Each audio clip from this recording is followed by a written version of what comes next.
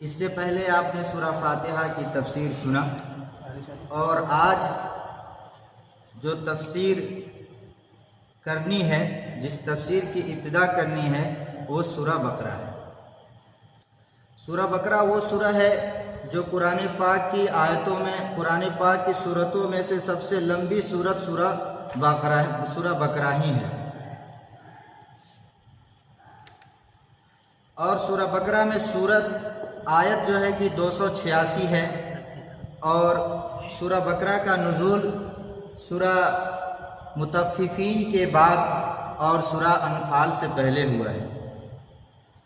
اور سورہ بقرہ کے اندر کلمات جو ہیں 6221 ہیں، اور حروف 25,500 ہیں۔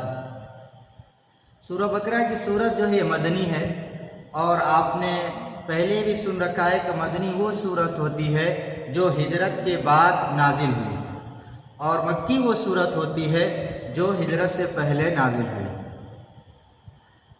قرآن پاک کی 114 صورتیں ہیں، جن میں سے 86 صورتیں مکی ہے اور 28 صورتیں مدنی ہیں۔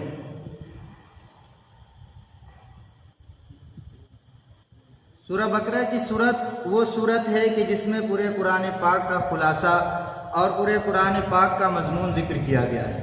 اگر اس کا خلاصہ ذکر کیا جائے تو اللہ تعالیٰ سب سے پہلے اس میں ایمان والوں کا تذکرہ کرتے ہیں، پھر اس کے بعد کافروں کا تذکرہ کرتے ہیں، پھر اس کے بعد منافقوں کا تذکرہ کرتے ہیں، اور اس کے بعد آگے چل کر سورہ بقرہ میں گائے کا ذکر کیا جاتا ہے، اور بقرہ کے معنی بھی گائے کے آتے ہیں، اس لیے اس سورہ کا نام بقرہ رکھا گیا ہے۔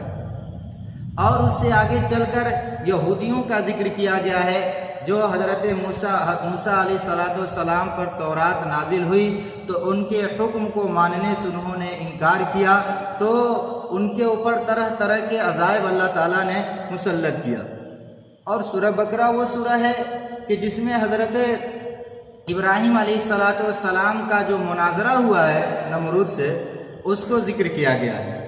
سورہ بقرہ وہ صورت ہے کہ جس میں عزیر علیہ السلام کا قصہ بھی ذکر کیا گیا ہے۔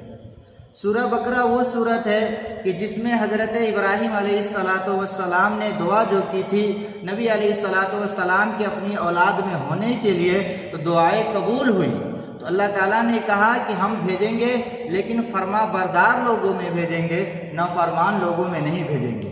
یہی وجہ ہے کہ حضرت ابراہیم علیہ السلام کے دو بیٹے جو ہے حضرت اسماعیل علیہ السلام، تو اسحاق علیہ السلام کے اولاد میں حضرت یعقوب علیہ السلام پیدا ہوئے، جنہیں بنی اسرائیل کہا جاتا ہے، انہوں نے نافرمانی کی، تو اللہ تعالیٰ نے محمد صلی اللہ علیہ وسلم کو ان کی خاندان میں نہ بھیج کر بلکہ حضرت اسماعیل علیہ السلام کی اولاد میں آپ علیہ السلام کا ارسال کیا۔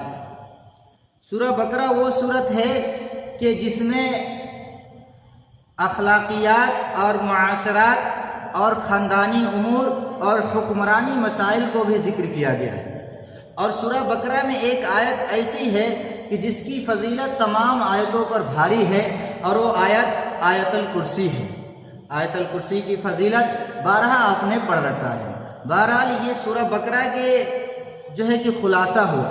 سورہ بقرہ کی صورت وہ صورت ہے کہ جس میں خرید و فروخت، بیع کے مسائل بھی ذکر کیے گئے ہیں۔ سورہ بقرہ کی مضامین 4 صورتوں میں منتقل ہیں، 4 صورتوں میں تقسیم ہے۔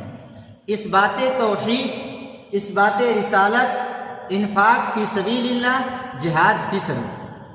اس بات توحید یعنی توحید کو ثابت کیا گیا ہے کہ اللہ ایک ہے، اسی کی عبادت کی جائے۔ قرآن پاک بار بار ذکر کرتا ہے اور کہتا ہے وَإِلَٰهُكُمْ إِلَٰهٌ وَاحِدٌ لَا إِلَٰهَ إِلَّا هُوَ الرَّحْمَٰنُ الرَّحِيمُ۔ تو آگے چل کر قرآن پاک ذکر کرتا ہے تیسرا پارہ کا پہلے ہی صفحہ میں اللہ لا الہ الا هو الحی القیوم۔ تو آگے چل کر پھر ذکر کرتا ہے للہ ما فی السماوات وما فی الارض۔ تو اس سے یہ بات ثابت، توحید کا مضامین ثابت ہوتا ہے۔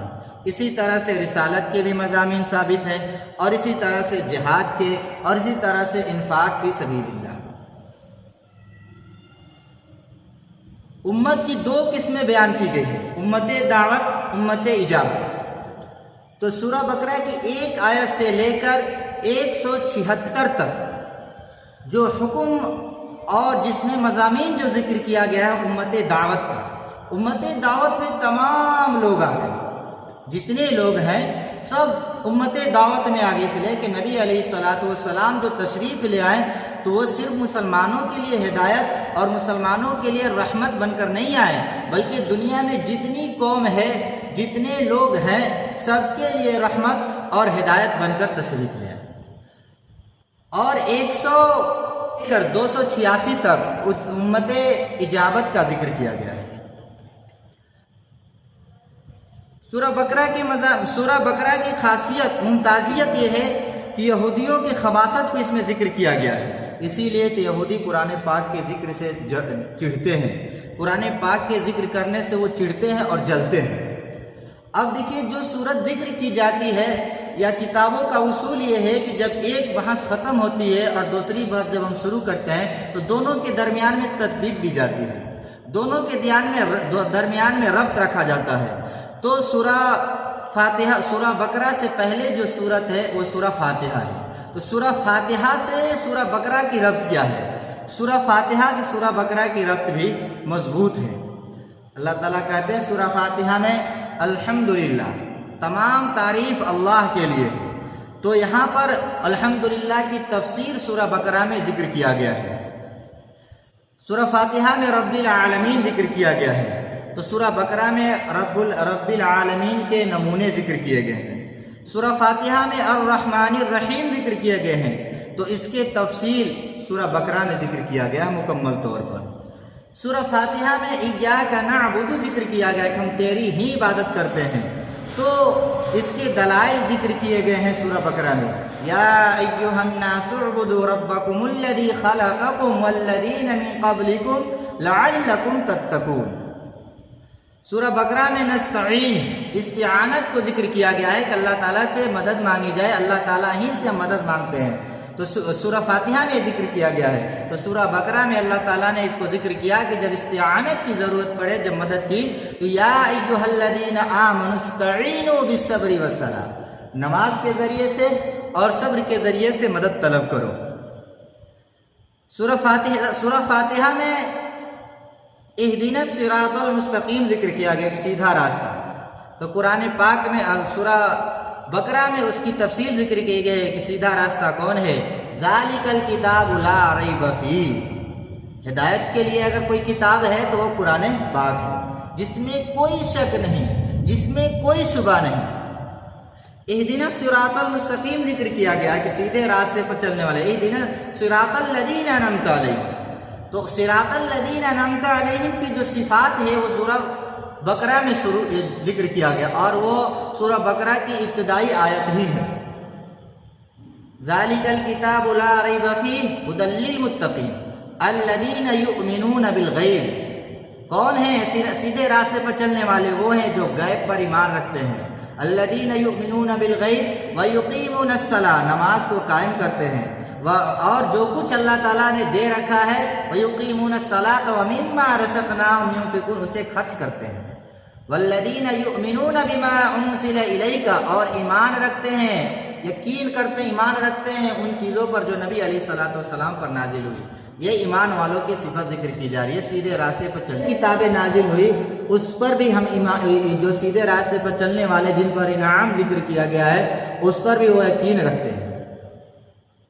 تو یہ صراط مستقیم پر چلنے والوں کی خاصیت ہے۔ 5 خاصیت اللہ تعالیٰ نے ذکر کر رکھا ہے۔ پہلے نمبر پہ ہے کہ وہ غیب پر ایمان رکھتے ہیں، یعنی مریں گے ہم تو مرنے کے بعد حساب و کتاب ہوگا، اگر اعمال اچھے ہیں تو جنت میں جائیں گے، اور اگر اعمال برے ہیں تو جہنم میں جائیں گے۔ اور دوسرے نمبر پر یہ ہے کہ وہ نماز قائم کرتے ہیں۔ تیسرے نمبر پہ ہے کہ اللہ تعالیٰ نے جو کچھ دے رکھا ہے اس میں سے وہ خرچ کرتے ہیں۔ اور چوتھے نمبر پر یہ ہے کہ جو نبی علیہ الصلاۃ والسلام پر کتابیں نازل ہوئی، حکم نازل ہوا، اس پر ایمان رکھتے ہیں، اور جو نبی علیہ الصلاۃ والسلام سے پہلے جو چیزیں نازل ہوئی ہے اس پر بھی ایمان رکھتے ہیں اور یقین رکھتے ہیں۔